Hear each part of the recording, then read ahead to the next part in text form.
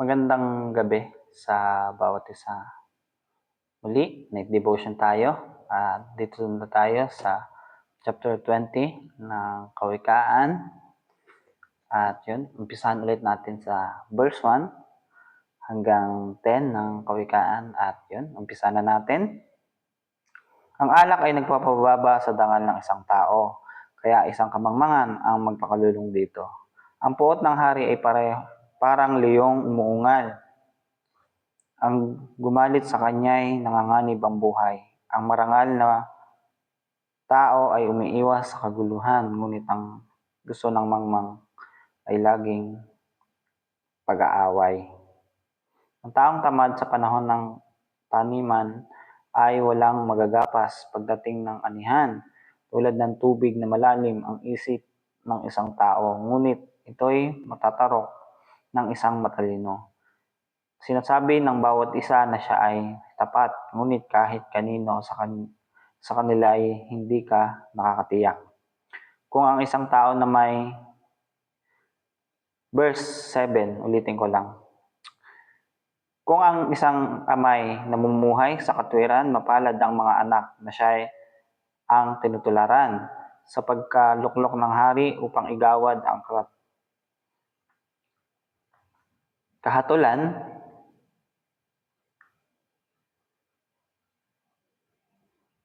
Walang matatagong anumang kasamaan. Sino ang makapagsabi na ang puso niya ay malinis at di namuhay sa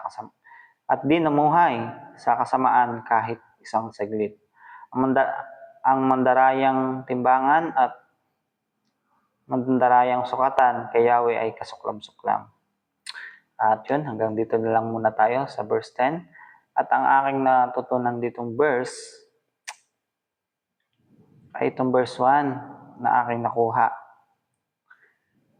Sabi dito sa verse 1, ang alak ay nagpapababa sa dangal ng isang tao, kaya isang kamangmangan ang magpakalulong dito. Ayun, sinasabi dito sa chapter 20 ng Kawikaan na ang alak daw ay nagpapababa ng dangal ng isang tao. At yun, minsan ko na rin ito naranasan, bumaba yung aking dangal. Kumbaga, ano ba yung dangal? Sa akin pagkakaintindi ay yung reputasyon ba yun? Ganon. Sa aking pagkakaintindi. At yun, kadalasan ng lasing, paglulong sa alak ay maraming nasasabi na, alam mo yun, nakakahiya ganon. Tapos may mga bagay na nagagawa nang hindi nila alam at yung tinatawag na galas. Yun, yung hindi alam yung ginagawa, nagwawala pala siya pag siya yung lasing. At yun, naranasan ko yun. Isang bagay na pinapaalala ng verse 1 ng chapter 20 na huwag tayong magpakalulong sa alak or huwag na tayong mag-inom sapagkat ang alak ay nagpapababa ng dangal ng isang tao. Kumbaga, umiwas tayo sa pag-iinom. At yun, isang bagay na mahalaga bilang kabataan na maging mabuti tayong halimbawa sa bawat isa. Kumbaga, maging tayo na huwag tayo mag-inom, kundi turuan natin ang ating kapwa kabataan na mamuhay ng naayon sa magandang plano ng Panginoon. At yun. At itong verse 2 naman,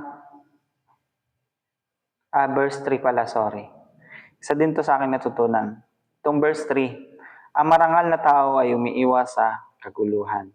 At yun, nawa ay tayo yung nabibilang sa marangal na tao. Yung umiiwas sa kaguluhan. At yun, iwasan natin yung umiwas tayo sa kaguluhan. Ngunit ang puso ng mangmang ay laging pag-aaway ang ninanais. Ngunit ang gusto ng mangmang ay laging pag-aaway. At yun, Isang bagay na dapat nating matutunan ay huwag tayong matutong mag-inom sapagkat ang pag-iinom ay nakakasama sa katawan, aminin man natin o hindi, pero masama talaga yun. At nagpapababa siya ng dangal ng isang tao. At itong verse 3, tinutukoy dito na ang marangal na tao ay umiiwas sa kaguluhan. Tumutukoy ito sa pagiging matalino ng isang tao na umiiwas siya sa kaguluhan. Magulong pamumuhay at magulong pamumuhay at yun, umiiwas siya sa gulo. At yun, isang bagay na dapat natin matutunan at sana naunawaan mo yung gusto kong sabihin at salamat sapagkat lagi kang naririyan upang makinig sa aking pagde-devotion tuwing gabi. Kahit na medyo magulo, salamat sapagkat patuloy mo akong inuunawa. At yun, see you to next devotion. God bless.